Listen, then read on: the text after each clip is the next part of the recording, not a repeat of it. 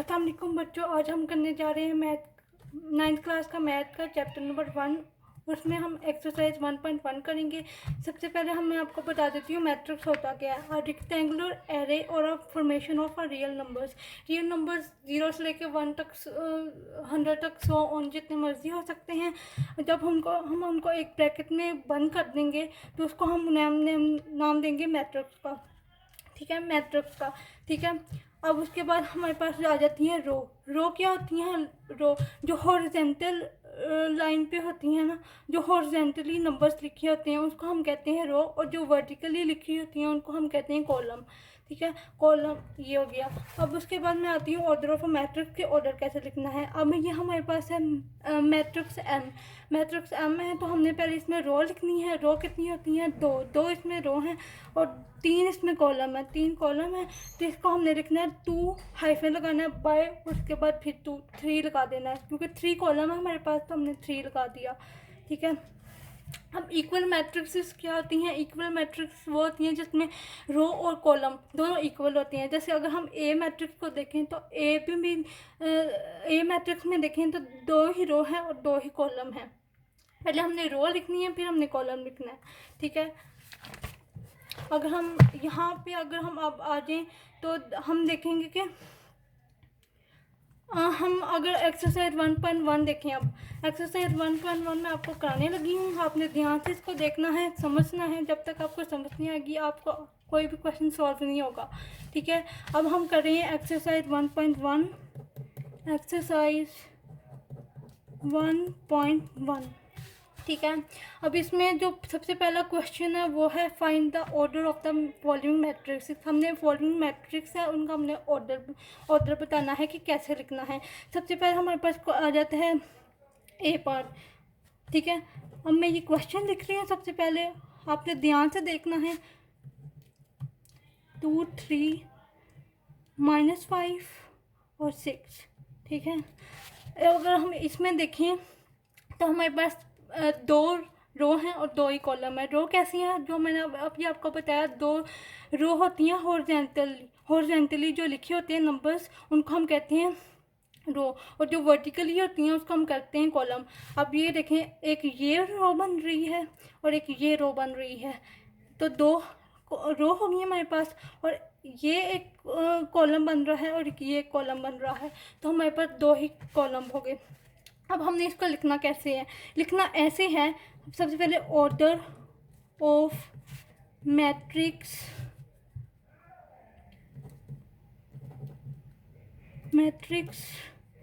ए लिख के, ठीक है, मैट्रिक्स ए लिख के।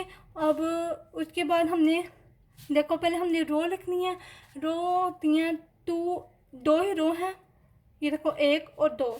अभी मैंने आपको बताया, तो पहले हम 2 लगाएंगे, फिर हाइफन, इस साइन को कहते हैं हाइफन, फिर हम बाई लगाएंगे, उसके बाद हमने लिखना, फिर हाइफन लगाना है, फिर उसके बाद हमने कॉलम लिखने हैं। इसमें 2 ही कॉलम आ रहे हैं तो हमने 2 लगा देना है। ठीक है, अगर हम अगला क्वेश्चन देखें तो उसमें हम देख रहे हैं क्या है। आगे है बी इक्वल टू, अभी मैं क्वेश्चन लिख रही हूँ तो ध्यान से देखिएगा। 2 0 3 5। ठीक है, अब अगर हम इसमें देखें ऑर्डर ऑफ मैट्रिक्स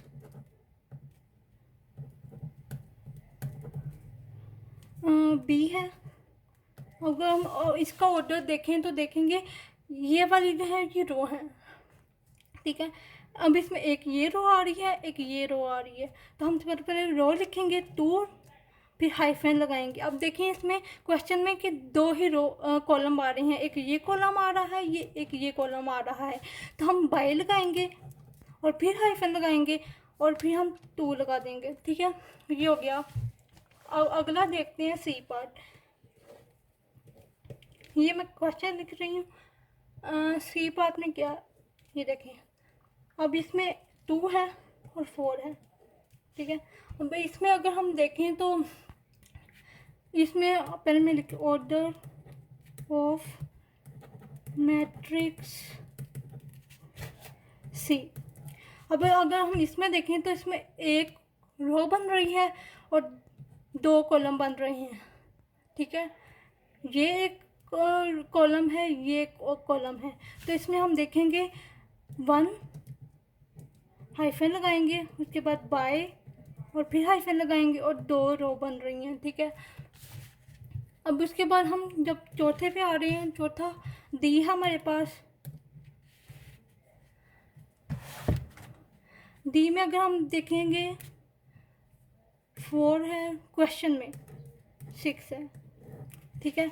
अब इसका अगर हम जब हम ऑर्डर लिखेंगे, order of a matrix D, ठीक है। अगर हम इसमें देखें तो इसमें 3 रो बन रही हैं, एक ये रो है, एक ये रो है और एक ये रो है, ठीक है। अब इसमें हम 3 सब पहले लगाएंगे, फिर हाइफन लगाएंगे, फिर उसके बाद बाय और फिर हाइफन लगाएंगे। अब कॉलम देखिए एक ही बन रहा है इसमें, तो हम 1 लगा देंगे, ठीक है, 3 by 1, ठीक है। अगर हम चौथा सवाल देखें,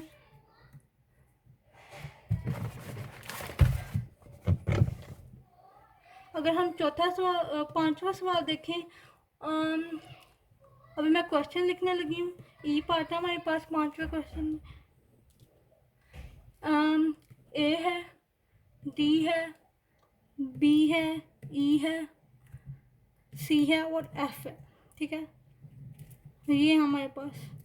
अब इसमें अगर इसका जब हम ऑर्डर लिखेंगे तो इसमें क्या होगा, ये देखें, इसमें एक ये रो है, एक ये रो है, एक ये रो है, मतलब 3 रो है हमारे पास, 3 रो हैं। सबसे पहले लिखेंगे ऑर्डर ऑफ मैट्रिक्स ई है, ई। अब इक्वल टू लगाएंगे, इसमें 3 रो हमारे पास बन रही हैं, तो हम 3 लगाएंगे, उसके बाद हाइफन, फिर उसके बाद बाय, ठीक है, फिर हाइफन लगाएंगे। अब इसमें कॉलम कितने बन रहे हैं, कॉलम बन रहे हैं, एक ये बन रहा है, एक ये बन रहा है, 2 कॉलम बन रहे हैं, ठीक है, 2 लगा देंगे, ठीक है। अब उसके बाद अगर हम इसका पार्ट नंबर, इसी क्वेश्चन का पार्ट नंबर 6 देखें, 6 जो हमारे पास बन रहा है वो एफ़ है। एफ़ अगर हम देखें तो एफ में हमारे क्या है, सिर्फ 2 आता है। अब इसमें रो भी एक बन रही है, ठीक है, और कॉलम भी एक ही बन रहा है, ठीक है। तो हम इस पहले लिखेंगे ऑर्डर ऑफ मैट्रिक्स एफ, ठीक है। एफ करने के बाद उसमें हम लिखेंगे, देखें ये ऐसे मैंने अभी आपको बताया कि ऐसे रो होती है और ऐसे कॉलम होता है। तो हमारे रो भी एक ही बन रही है तो 1 लगाएंगे, उसके बाद हाइफन, उसके बाद बाय, फिर हाइफन लगाएंगे और फिर 1 ही रो बन रही है, ठीक है। और उसके बाद हम 7 वाला पार्ट देखें जो बनता है हमारे पास जी। जी में क्या है, 2 1 2 3 2 4 0 3 5, ठीक है। अगर हम ये वाला पार्ट देखें तो इसमें देखें कि कितनी रो बन रही हैं, एक ये रो बन रही है, एक ये रो बन रही है, एक ये रो बन रही है, ठीक है। पहले हम लिखते हैं ऑर्डर ऑफ मैट्रिक्स जी, ठीक है। अब इसमें 3 रो हमारे पास बन रही हैं तो हम 3 लगाएंगे, उसके बाद हाइफन, फिर बाय लगाएंगे, बाय के बाद फिर हाइफन लगाएंगे और उसके बाद कॉलम देखने कितने बन रहे हैं, 1 2 3, 3 ही कॉलम बन रहे हैं तो हम 3 लगा देंगे, ठीक है। और उसके बाद हम इसका लास्ट पार्ट देखते हैं जो कि हमारे पास बनता है 8, 8वां पार्ट है और बन रहा है 8। उसका पहले मैं क्वेश्चन लिख लूँ, 2 1 3 0 4 6। अगर इसका हमने ऑर्डर लिखना है तो हम कैसे लिखेंगे, order of a matrix H, ठीक है। और हम ये लिखें, अब इसका ऑर्डर हम देखते हैं, इसमें एक ये रो बन रही है, एक ये रो बन रही है, ठीक है। पहले हम रो लिखते हैं 2, हाइफन लगाएंगे बाय और फिर हाइफन लगाएंगे, उसके बाद देखते हैं कॉलम कितने बन रहे हैं, 1 2 3, 3 कॉलम बन रहे हैं इसमें, तो हम लिख देंगे 3। ठीक है, इसके साथ ही हमारा पहला पार्ट कंप्लीट होता है।